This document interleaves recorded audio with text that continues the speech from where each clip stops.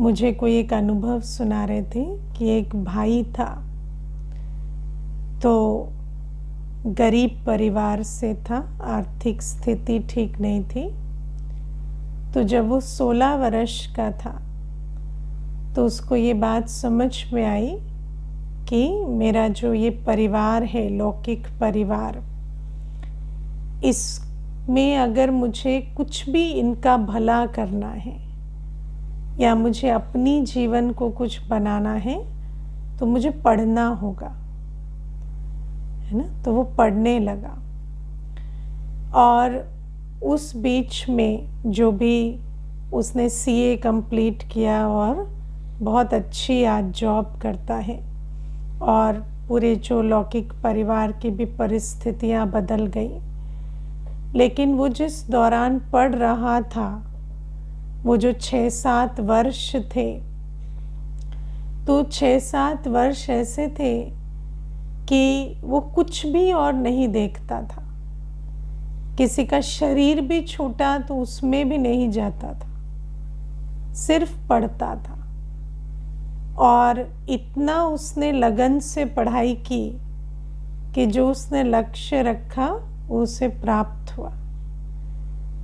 तो ये जो लगन होती है, इधर उधर ना देखना, बुद्धि को ना भटकाना, एकाग्रता से अपना पुरुषार्थ करना, उस लगन के पीछे क्या कारण होता है? समझ, है ना। जिसको जो बात समझ में आ जाती है वो उसके कर्मों में दिखाई देने लगती है। और इसीलिए आज बाबा विचार सागर मंथन के महत्व को समझा रहे हैं। बाबा जब आते हैं तो हमें सबसे पहले गिफ्ट क्या देते हैं? दिव्य बुद्धि की गिफ्ट। वो जो दिव्य बुद्धि की गिफ्ट है, उस गिफ्ट से हमें वो दिखता है जो इन 2 आँखों से हम देख नहीं सकते।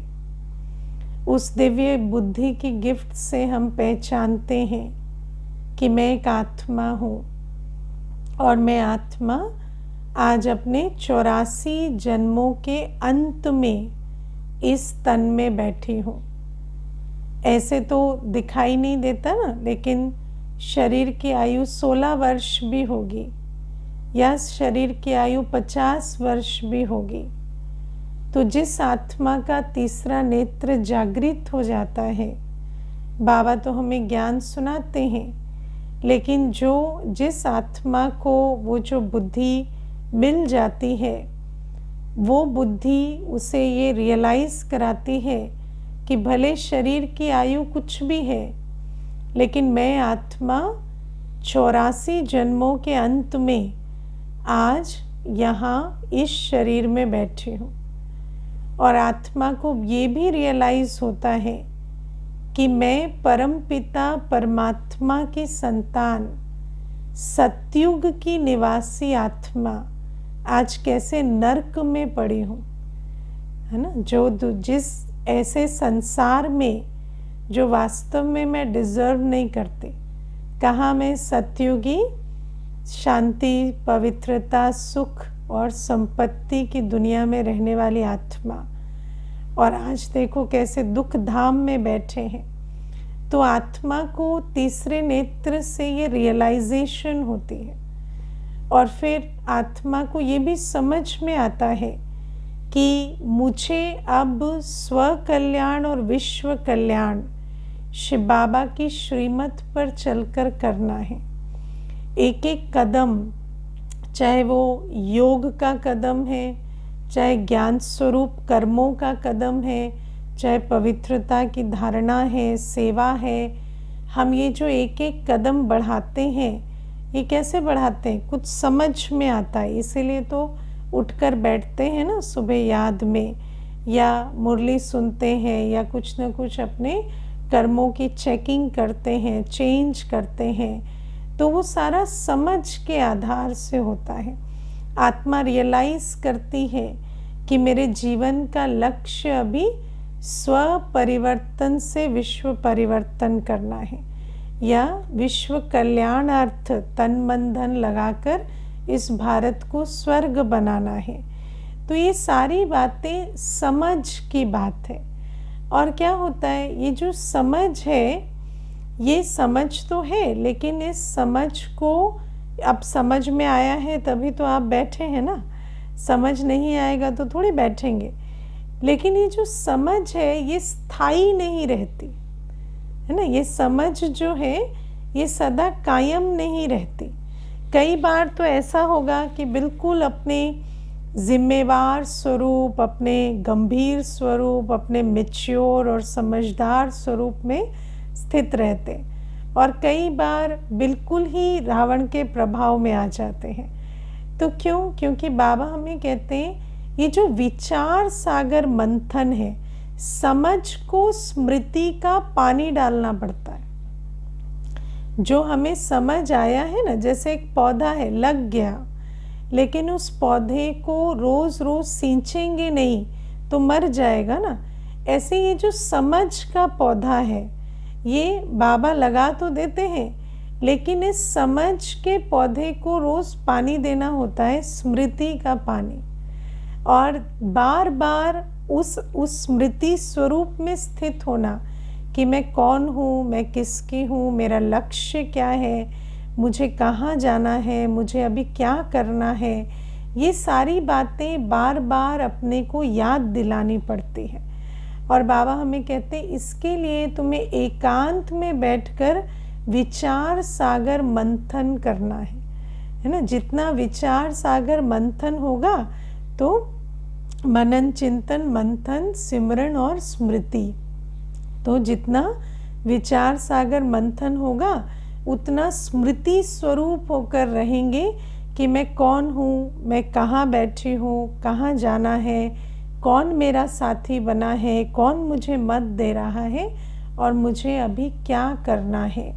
ये सारी बातें बार बार बुद्धि में उगारनी होती है। और जब स्मृति बदल जाती है ना, तो स्मृति के आधार से वृत्ति, दृष्टि, कर्म सब बदल जाते हैं। तो जब आपको समझ आ जाता है कि मैं एक आत्मा हूँ, 84वें जन्म में हूँ और मुझे विश्व को पावन बनाकर उस पावन दुनिया का मालिक बनना है, तो आपको क्या समझ आता है, हर आत्मा जो आपके आसपास है वो एक आत्मा है और आपको उसका कल्याण करना है ना। कोई भी आत्मा से आपका क्या संबंध है? आपका संबंध है कि आप सेवाधारी हैं और उस आत्मा का आपको जो भी बाबा से जो मिला है वो आपको उसको देना है, चाहे फिर वो ज्ञान है, वो स्नेह है, वो शक्ति है। तो जो रूहानी पालना का संबंध, हमारा रूहानी स्नेह का संबंध, रूहानी स्नेह के आधार से रूहानी पालना होती है। तो हमारा हर एक आत्मा से सिर्फ और सिर्फ रूहानी पालना का संबंध है। हमारा और कोई आत्मा से कोई संबंध नहीं है, क्योंकि बाकी तो आत्मा को जो भी चाहिए, जो भी संबंध का सुख चाहिए, प्राप्तियां चाहिए, वो शिव बाबा से ही मिलनी है। तो अब जब ये स्मृति स्वरूप रहते हैं कि मेरा सर्व संबंधी कौन है, और फिर आसपास जो आत्माएं हैं उनके साथ तो हमारा सिर्फ भाई भाई का या रूहानी स्नेह, रूहानी पालना का संबंध है। जब ये बात समझ में आ जाती है तो बाबा कहते फिर हमारे जो कर्म है, गृहस्थ व्यवहार में भले हम रहते हैं लेकिन हम पतित पने के आधार से नहीं चलते, है ना। आप सोचो, जब से इस कलयुगी संसार में हमारा जन्म होता है, ज्ञान मिलने तक हम कैसे, किस तरह की हमारी जो प्रोग्रामिंग है, कंडीशनिंग है, वो कैसी होती है ना। बचपन से, जब से 2 वर्ष 3 वर्ष से भी जितना आपको याद होगा, वहाँ से हमारे को लक्ष्य यही दिया जाता है कि आपको, आपका जो भविष्य है वो लक्ष्य क्या है कि आप शादी करें और एक आत्मा जो है वो आपका बेटर हाफ है, वो आपको मिले। फिर आपके जीवन में जितना विकारों का समावेश है उतनी आपकी जीवन सक्सेसफुल जीवन है ना, क्योंकि हर एक इसी प्रकार से हमें बताता है कि हमारी जीवन जितनी विकारी है उतना हमारी शादी सक्सेसफुल है है ना। आपस में भी जब बचपन से सुनते हैं देखते हैं तो आपस में भी जो कलयुगी दुनिया में जो बातचीत होती है वो क्या होती है, जिसके ऊपर पुरुष की जितनी विकारी दृष्टि पड़ रही है तो वो स्त्री जो है वो उतनी भाग्यवान है और उसकी जो जीवन है वो उतनी सक्सेसफुल है, या उसकी जो वैल्यू है वो उतनी ज़्यादा है। तो इस प्रकार से, या आप सोचो छोटी छोटी लड़कियों को भी व्रत कराते हैं, है ना, कि अच्छा पति मिले, अच्छा, है ना, बहुत मोह और विकार की जीवन बने, हमारी इस संकल्पना के साथ व्रत कराते हैं। या आप जितने भी खुशहाली के चित्र देखते हैं, फिल्में देखते हैं, नॉवेल पढ़ते हैं या कहानियाँ सुनते हैं, तो उनमें खुशहाल जीवन माना जिस जीवन में काम क्रोध लोभ मोह अहंकार की अच्छे से पूर्ति हो रही हो, उस जीवन को खुशहाल जीवन समझा जाता है। तो बाबा हमें कहते हैं कि ऐसी जो हमारी ये जो कंडीशनिंग होती है, उस कंडीशनिंग के साथ जब हम बड़े होते हैं तो हमारी जो वृत्ति है वो क्या हो गई है, हमारी वृत्ति ये हो गई है कि जो भी जिनके साथ विवाह हुआ है वो तो हमारे लिए काम और मोह की, लोभ की, देह अभिमान की पूर्ति का एक स्रोत है ना। और आप सोचो एक आत्मा क्या बन गई है, एक ऑब्जेक्ट जो हमें ये चीज़ें देने के लिए मुकर्रर की गई है। और फिर वो जो ऑब्जेक्ट है उसके साथ आपका रिलेशनशिप कभी भी स्नेह सम्मान का नहीं हो सकता, है ना। कहते हैं ना घोड़ा घास से दोस्ती करेगा तो खाएगा क्या, है ना। तो ये आप घोड़ा हो गए, वो घास हो गया है। तो तो वो जो घोड़े और घास के बीच में कभी दोस्ती नहीं होती, वो तो एक उसकी जो पूर्ति का ऑब्जेक्ट हो गया है। तो अब ऐसे संबंध में अब देखो, घोड़े को घास बहुत प्रिय होती है, लेकिन क्यों प्रिय होती है, क्योंकि वो उसका पेट भरती है ना। और अगर वो पेट ना भरे तो फिर वो घास किस काम की। तो ऐसा ही क्या होता है, एक मनुष्य आत्मा के साथ हमारा संबंध क्या हो गया कि काम विकार की पूर्ति हो रही है तो ठीक है, नहीं हो रही है तो बेकार है ना। एक आत्मा जो सतोगुणी है, जो चेतन शक्ति है, एक आत्मा जो विश्व परिवर्तन कर सकती है, एक आत्मा जो पवित्र बन पवित्र दुनिया का निर्माण कर सकती है, वो क्या बन गई है, काम विकार का साधन बन गई है।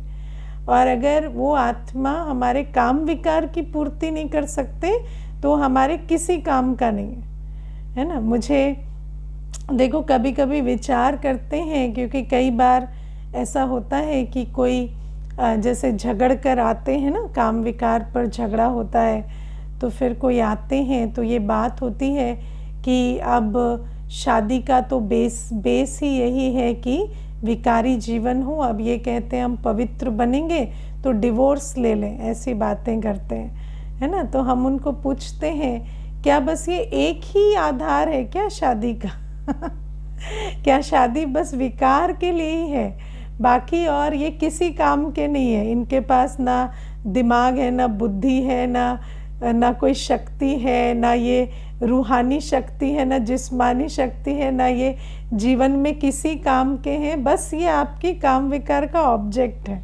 बस इतनी ही इनकी क्वालिफिकेशन है और ये बस एक काम वासना की पूर्ति का साधन है, इसके अलावा इनकी और कोई क्वालिफिकेशन नहीं है, ऐसा है ना। तो ये जो बातें हैं ये हमें विचार करनी है कि हमारी जो वृत्ति है, जो आज बाबा कहते हैं ना, हमारी वृत्ति शुद्ध पवित्र होनी चाहिए। जब वृत्ति शुद्ध पवित्र होती है तो आत्मा के प्रति रिगार्ड होता है। आत्मा को एक आत्मा की तरह देखती है, एक आत्मा क्या है? एक आत्मा तो पावर हाउस है ना, गुणों का भंडार है, शक्तियों का भंडार है। एक आत्मा क्रिएटिव एनर्जी है।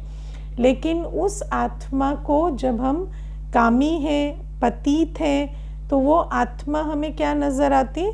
सिर्फ एक शरीर। तो आप सोचो कि ये वृत्ति में कितनी प्रॉब्लम है। लेकिन ये जो वृत्ति है ये कैसे बनती है? ये वृत्ति बनती है जो भी इस पतित दुनिया में हम बचपन से देखते, सुनते, सीखते आते हैं, उस आधार से ये वृत्ति बनती है।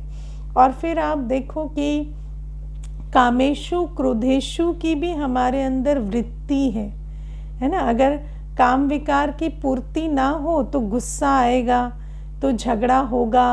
ये वृत्ति भी हमारे अंदर डाल दी जाती है। आजकल तो जैसे जिस तरह से संबंधों को दिखाया जाता है या संबंधों को जिस तरह से फिल्मों में या हर जगह पर पोर्ट्रे किया जाता है, उसमें ऐसा बताया जा रहा है कि अगर एक आत्मा दूसरे आत्मा के विकारों की पूर्ति नहीं कर रही या उसके अगर मानो कि वो जिस प्रकार से उनको चलाना चाहते वो नहीं चल रही, तो वो दूसरी आत्मा उस पर अगर वार करे या उनको बंधन में डाले या उनको प्रताड़ना दे या उन पर कुछ वायलेंस भी करे, तो वो ठीक है ना। और मनुष्य भी समझता है कि ये भी एक प्यार का स्वरूप है।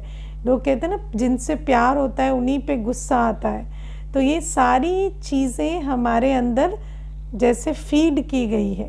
तो बाबा हमें कहते हैं चाहे ये काम की वृत्ति है, चाहे क्रोध की, और जहाँ काम विकार है वहाँ तो क्या है, वो घोड़े घास का संबंध है।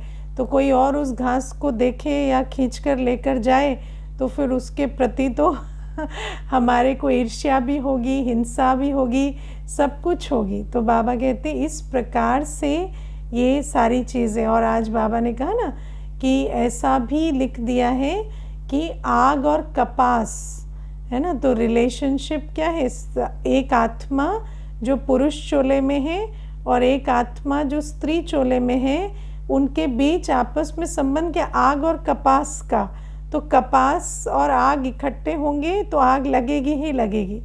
तो वो जो हमारी बुद्धि में ऐसा इतना कंडीशनिंग कर दी जाती है कि हम सोच ही नहीं पाते कि पवित्र संबंध या रूहानी संबंध या looking at somebody as more than a body है ना, किसी को एक शरीर से ज़्यादा के रूप में देखना भी क्या होता है, वो हमें कभी सिखाया नहीं जाता।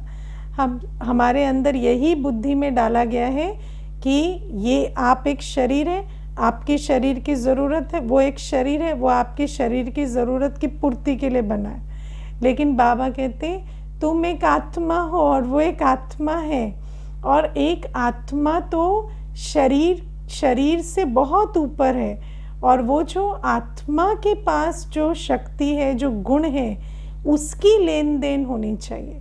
लेकिन वो तो हमारे संबंधों में है ही नहीं। तो बाबा हमें इसीलिए कहते हैं कि बहुत स्मृति स्वरूप होना पड़े, क्योंकि ये जो इतने जन्मों की प्रोग्रामिंग है ना, तो जे इतनी वृत्ति में बैठा हुआ है कि जैसे ही देख लेते हैं किसी को जिनके साथ विकारी संबंध रहा है, तो विकारी वृत्ति एकदम इमर्ज हो जाती है। तो बाबा कहते गृहस्थ व्यवहार में रहते वृत्ति बदल जाए। जिनको आज तक समझते थे ये तो काम विकार की पूर्ति का ऑब्जेक्ट है, उनको ऐसे देखने लगे कि ये तो एक दिव्य आत्मा है। उस दिव्य आत्मा की दृष्टि लाने के लिए हमें बहुत मेहनत करनी पड़ेगी, अपनी बहुत विचार सागर मंथन करके स्मृति परिवर्तन करना होगा, तब जाके वो वृत्ति दृष्टि का परिवर्तन होगा। और ये जो आसपास भी जो वायुमंडल है, देखो जब हम पवित्र संबंध में रहते हैं तो जैसे आप देखो एक विकारी संबंध को देखकर आपका आइडिया खराब हो जाता है ना संबंध का, ऐसे जब आप पवित्र संबंध में रहते हैं, आपके अंदर पवित्रता की शक्ति है, तो उस चित्र का भी प्रभाव दूसरे पर पड़ेगा, आपके बोल का भी प्रभाव पड़ेगा। और हर आत्मा को समझ में आएगा कि हमारी ये जो जीवन है ये कामअग्नि में जल के ख़त्म करने के लिए नहीं है, हमारी इस जीवन की वैल्यू है, हम विश्व निर्माण के कार्य के लिए हमें ये जीवन मिली है। तो बाबा कहते ऐसी जिस आत्मा को इतनी समझ आ जाती और जो अपने विकारों पर विजयी बन जाते, उनका तन मन धन संपूर्ण रूपेण विश्व कल्याण के कार्य में लगता है। वरना क्या है, आज मनुष्य के पास क्या नहीं है, लेकिन जो भी उसके पास है वो उससे अपनी दुर्गति ही कर रहा है, न स्व कल्याण कर रहा है न विश्व कल्याण कर रहा है। आज मनुष्य के पास तन है तो तन की शक्ति उसका दुश्मन है, मन है तो वो ओवर थिंकिंग और नेगेटिव थिंकिंग से वो मन उसका दुश्मन है, धन है तो धन विकर्म में लग लग के वो धन भी पाप का खाता बनाता है। क्योंकि जो आत्मा पतित है, जिसने अपने विकारों को नहीं जीता, उसका शरीर, उसका मन और उसका धन ही उसका दुश्मन बन जाता है। तो बाबा कहते इसीलिए बहुत विचार सागर मंथन कर अपनी वृत्ति को बदलना है। गृहस्थ व्यवहार में रहते वृत्ति ऐसी हो भाई भाई की कि आपस में रूहानी स्नेह से चल सके, है ना। ये है सच्चा अभ्यास। लेकिन आप देखो दुनिया में आज क्या है ना, बहुत छल है ना। तो कई बार क्या होता है कि मनुष्य गृहस्थ व्यवहार में पवित्र रहने की जगह गृहस्थ व्यवहार में ही पवित्र रह रहा है ना। कई बार ऐसे भी होता है कि ज्ञान मिला और कहेंगे हम तो बाबा की श्रीमत प्रमाण गृहस्थ व्यवहार में पवित्र रह रहे हैं, लेकिन पता चलता है कि गृहस्थ व्यवहार में तो पवित्र रह रहे हैं, लेकिन बाहर हर एक पे दृष्टि भटक रही है और बाहर जो है वो बातें भी हो रही हैं, बाहर जो है वो मिलना जुलना भी चल रहा है। इस प्रकार की भी बहुत सारी बातें देखने में आती हैं, क्योंकि आज मनुष्य की जो संस्कार है, ये जो रावण के संस्कार है ना हमारे अंदर, ये रावण के संस्कार क्या करते हैं, कोई भी बात में, जैसे दुनिया में कहते हैं ना कि लॉयर अपना लूप होल ढूंढ लेता है, ऐसे हमारे अंदर का भी जो वकील है ना, वो किसी भी बात में अपना फ़ायदा ढूंढ लेता है, क्योंकि वो जो विकारी संस्कार है बहुत उछल खाते हैं। तो कई बार व्यक्ति ऊपर से तो कहेगा कि हम विकारों पर जीत पा रहे हैं, क्योंकि हमारे अंदर जो है श्रीमत प्रमाण चलने की उत्कंठा है। लेकिन देखा जाता है कि गृहस्थ में तो पवित्रता की पालना हो रही है, लेकिन बाहर बहुत दृष्टिवृत्ति की चंचलता चल रही है और बहुत सारी बातें हो रही हैं। और गृहस्थ व्यवहार में भी जो पवित्र रह रहे हैं उसका कारण श्रीमत नहीं है, उसका कारण है कि जिनके साथ विवाह हुआ है उनमें इंटरेस्ट नहीं है उनके शरीर में इंटरेस्ट नहीं है ना। लेकिन विकार तो पूरे उछल खा रहे और फिर बाहर उसी प्रकार से जो चाल चलन है वो भी चल रही है। तो इन बातों को भी हमें बहुत ध्यान देना होता है कि क्या सचमुच हम जो कर रहे हैं वो बाबा के लिए कर रहे हैं। इसीलिए तो बाबा कहते हैं ना सच्चाई, सच्चाई माना हम जो कर रहे हैं वो श्रीमत पर कर रहे हैं, जो कर रहे हैं उसके पीछे कोई स्वार्थ, कोई और बात, कोई पुराना ट्रॉमा, कोई और नफ़रत का संस्कार, कोई भय का संस्कार, ऐसा तो नहीं छिपा हुआ है। जैसे मान लो कि कोई आत्मा है ना, जब हम ज्ञान में आते हैं तो मान लो आपको सिंप्लिसिटी का ज्ञान बहुत अच्छा लगा है ना, लेकिन सादगी का ज्ञान इसलिए अच्छा लगा क्योंकि हमें लगा कि सादा रहने में क्या है कि अपना टाइम बच जाता है और वैसे है ना विस्तार में जाने से हमें आता नहीं है या हमें मेहनत लगती है, तो उस प्रकार से चले। लेकिन क्या सच में सादगी एक गुण है? क्योंकि आप देखो कई बार क्या है, बाबा ने सादगी का ज्ञान दिया, अपने अंदर आलस्य का संस्कार है, तो हमने कहा हम श्रीमत पर सादे रहते हैं, लेकिन उस श्रीमत पर सादे रहने में स्वमान नहीं है ना। सादे भी रह रहे हैं, सिंप्लिसिटी में भी रह रहे हैं, लेकिन अंदर ये भी चल रहा है मैं अच्छा नहीं लग रहा हूँ ना। लेकिन वो जो दुनिया के हिसाब से चलने में जो मेहनत लगती है वो नहीं करना चाहते, तो इस गुण को अपनाया। लेकिन बाबा कहते नहीं, सच्चाई होनी चाहिए कि सिंप्लिसिटी ही मेरी ओरिजिनल क्वालिटी है और सिंप्लिसिटी में ब्यूटी है। वो जब स्वमान आए ना, जब आत्मा सच में रियलाइज करे, तब आप सादे रहेंगे और स्वमान में रहेंगे। वरना क्या है, रह रहे हैं, दूसरे को भी कह रहे हैं कि सादा रहना तो शिव बाबा कहते हैं, श्रीमत है, लेकिन अपने अंदर से वो स्वमान दिखाई ही नहीं दे रहा कि सच में ये बहुत ऊंची स्थिति है।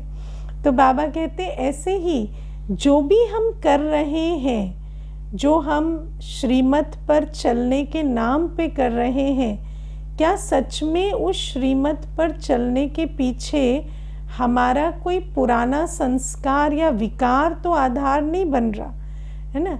हम इसलिए तो शादी नहीं करने की सोच रहे क्योंकि हमें घबराहट होती है या डर लगता है, या हम एकांतवासी इसलिए हो रहे हैं क्योंकि हमें किसी से घुलने मिलने में घबराहट होती है, या हमें इंटरेक्ट करने में अच्छा नहीं लगता, या हमें समझ है कि नहीं, अपने को एकांतवासी बनाने से हम विकर्म विनाश करेंगे।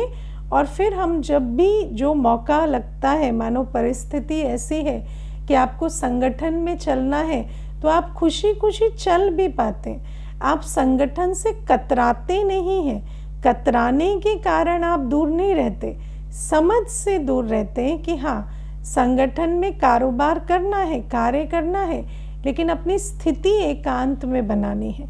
तो हर चीज़ के पीछे जो लक्ष्य है, वो लक्ष्य अच्छा होना चाहिए, लक्ष्य क्लियर होना चाहिए, उसी को सच्चाई कहते हैं। बाबा हमें जो श्रीमत दे रहे हैं, जिस लक्ष्य से दे रहे हैं, हम उस श्रीमत पर उसी लक्ष्य से चल रहे हैं, या हमारे अंदर कुछ और घोटाला चल रहा है।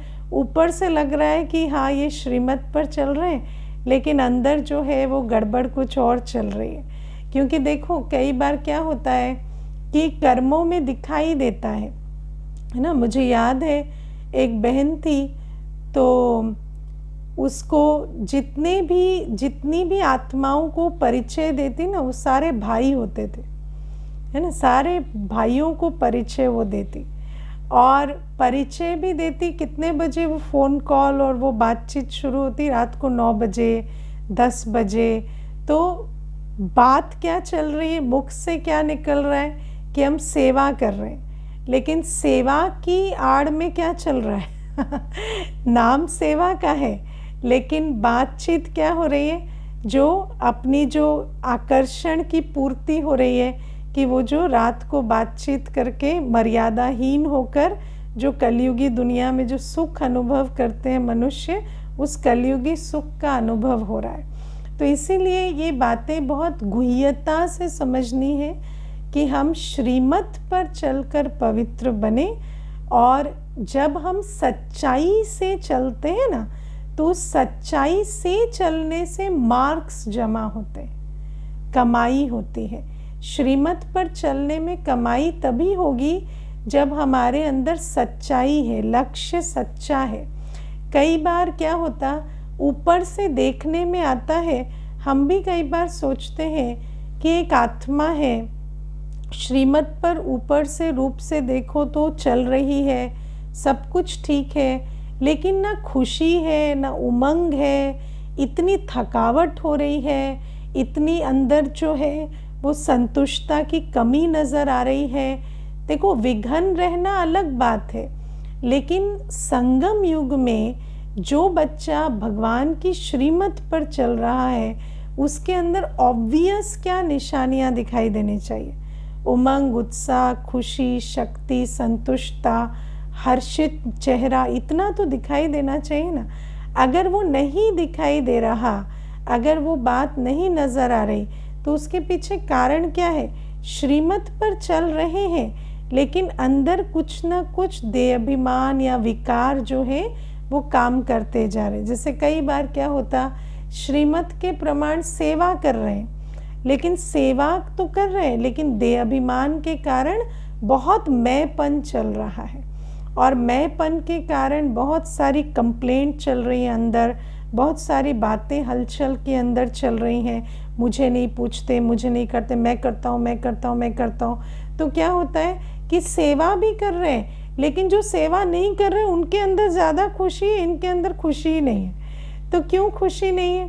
क्योंकि वो जो खुशी होनी चाहिए वो तो विधि पूर्वक सेवा से होगी ना। तो ये जो विधि की कमी होती है, उस कारण से कई बार श्रीमत पर चलने वालों के अंदर वो प्राप्ति, वो कमाई नज़र नहीं आती।